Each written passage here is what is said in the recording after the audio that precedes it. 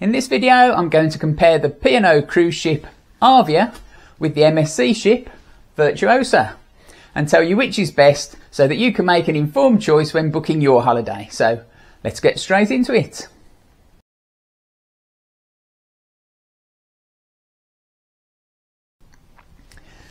Ahoy there, I'm Captain Chris. I'm not a real captain, but I am going to tell you about the pros and cons of these two ships to help you decide which one is right for your holiday. And this information may also be useful if you're considering a cruise on one of their sister ships, Iona, Meraviglia, Bellissima, Grandiosa and Euribia. But it's Arvia and Virtuosa I'm talking about specifically. So first of all, let's have a look around the two ships and see which one is better looking. Both ships have a central atrium, which is the hub of the ship, and both are lovely.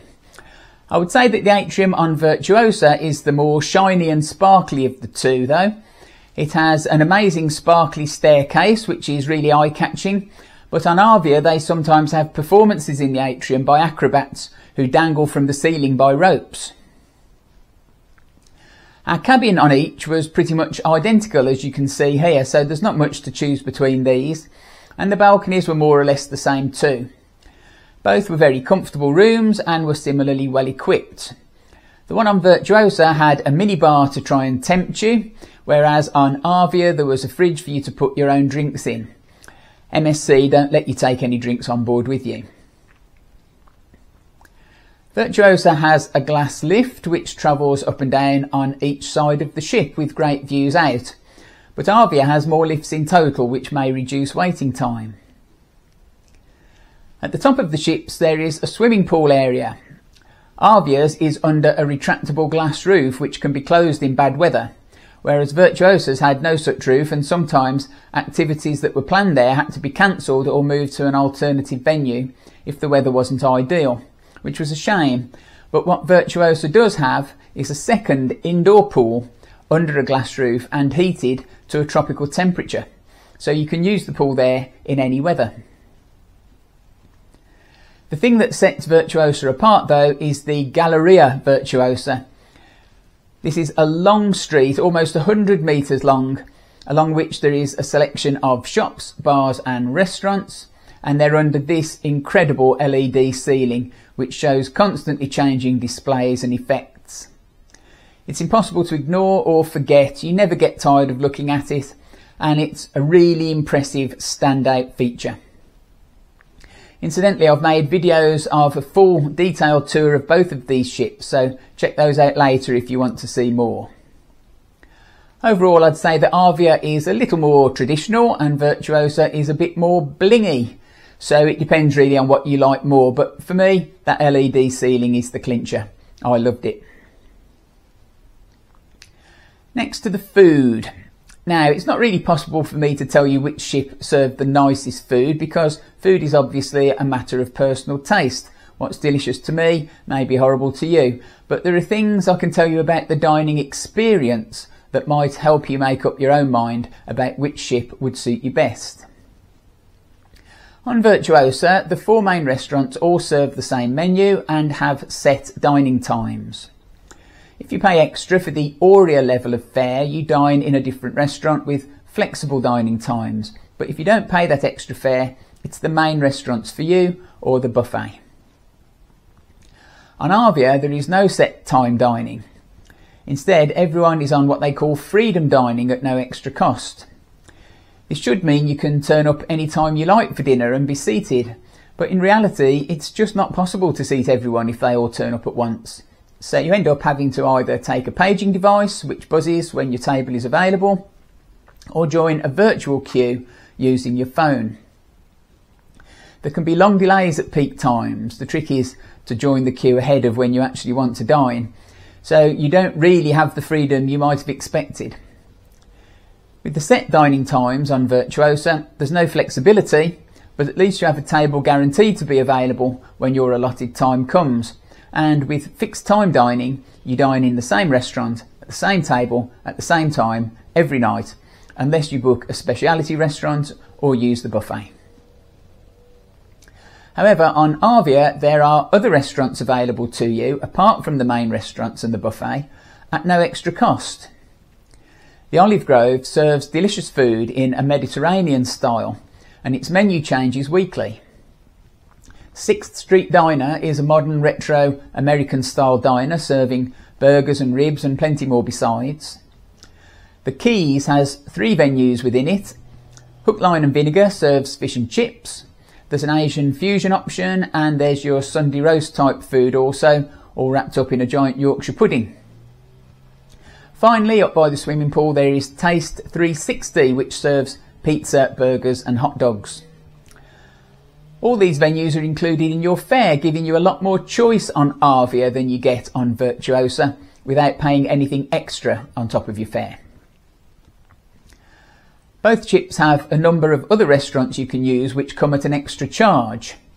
Both have sushi bars, both have a gastropub or steakhouse type venue, and there are 1 or 2 others as well, but I think the extra charges on Virtuosa were higher than on Arvia, which is a shame when you've already paid for a meal in the main restaurant that you won't be having.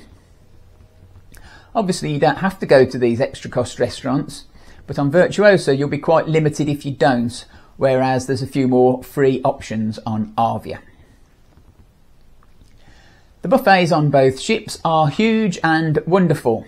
With MSC being an Italian ship, pizza and pasta are a speciality and they make their own mozzarella on board. But there's plenty more besides on both ships, and it's a very informal and relaxed atmosphere in the buffet, which makes it great for families who don't want to dine in the formal restaurants with waiter service. There are usually a couple of formal nights during your cruise where the men put on their best suits and the ladies wear evening gowns, but this is very much optional on MSC, whereas P&O insist on it in some areas and restaurants. This means that if you like dressing up, either ship would be good for you, but if you think it's all a bit of a faff and you'd rather not bother, then MSC would be a better choice. There are also some themed party nights on both ships where you can dress up in 70s style or tropical outfits, and my favourite was when everybody had to wear white, but these are very much optional on both ships. Both ships have loads of things on board to keep you entertained. For the evenings there's a large theatre where there are all kinds of shows 3 times a night. I thought Arvia made better use of their theatre in the daytime though, with other things like enrichment talks, kids shows and game shows. But Virtuosa have a second theatre at the back of the ship. These shows come at an extra cost, but we booked a show called Alchemia before we left home, and it was only £9, and that included a cocktail, which was good value, and we loved the show. During the daytime both ships have quizzes and games, fitness classes and all sorts of things to do, and both have a large gym. Both have kids clubs and water activities and a rope bridge, but the thing that sets Virtuosa apart is the Sportplex area. Here there's a Formula 1 simulator to try either on your own or in pairs, a 4D cinema with hydraulic seats that move to the timing of the scenes you're watching, a bowling alley, virtual reality games, and a load of arcade games too, and a large sports court. This stuff isn't all free, but it is large and impressive and kids will love it, and you can buy a pass to use here, which makes it come a little bit cheaper. I'll just quickly mention one thing that was different between these 2 ships, and that is the use of web pages and apps when you're on board to arrange shows and meals, join virtual queues and so on. All manner of things can be arranged and checked using these on either ship, and most of us are well used to using this sort of thing in our day-to-day lives. But MSC are more reliant on it than P&O, although there are also screens all around Virtuosa that you can use as well. Here I am checking out tonight's menu, for example, whereas on P&O the menu was printed on paper each day and displayed by the restaurant door. On P&O, a daily planner is delivered to your cabin each day, but on MSC you have to ask for one at reception. All this information is on the app, but if you're someone who doesn't like having to use an app all the time and prefer having things printed on paper, P&O will be better for you. Also, P&O give you a pocket map of the ship, whereas MSC have that information on the app or on screens around the ship. P&O have screens too, but they give you more paper-based options if you don't like using apps. Now, before we get to the most important thing, the price, can I please ask, if you're finding this video at all useful or interesting, would you please hit the subscribe button and allow notifications? Subscribing doesn't cost you anything, but it means you'll know when I post another video, and it shows me you've enjoyed this one, which means a lot to me, so please subscribe. Thank you. Now, with regard to the pricing, MSC generally have a lower headline price compared to P&O for similar cruises. But that's not the whole story. P&O will often offer some credit to your onboard account, and this can be useful for putting towards your drinks if you haven't bought a drinks package. If you pay what P&O call the select price, you can usually choose either coach travel to Southampton or free parking at the port or some extra credit to your account. You'll also get a free shuttle bus service at the ports you visit. And these things are worth quite a bit.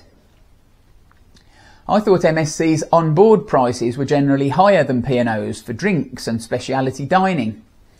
MSC charge for watching films on the TV in your cabin, whereas P&O don't. And then there's the extra cost for MSC's Sportplex. So you might think you've saved money by going with MSC, but you might find that by the time you've paid for your parking, bought a few drinks, tried a few different restaurants and driven the Formula 1 simulator, you've soon spent what you'd saved. If you've got tremendous self-discipline and you only drink the inclusive drinks, explore the ports independently, only dine in the main restaurants and only watch the free shows, you probably could spend absolutely nothing on board on an MSC cruise, and then it probably would be the cheaper of the two cruise lines. But I don't think I've got that much self-control. So which ship should you choose? Well, Arvia is a bit more traditional and Virtuosa is a bit more flashy. Virtuosa has a bit more of a party atmosphere, and there's probably more for kids to do, especially older kids. But Arvia is very family friendly too. There are more free dining options on Arvia, but there'll be no queuing for a table if you have a fixed dining time on Virtuosa, and the food is great on both. And MSC is probably only cheaper if you operate strict self-control over your onboard spending. We enjoyed our cruises on both of these ships, so whichever one you choose, I hope you have as great a holiday as we did. Please subscribe for more videos, and until next time, thanks for watching.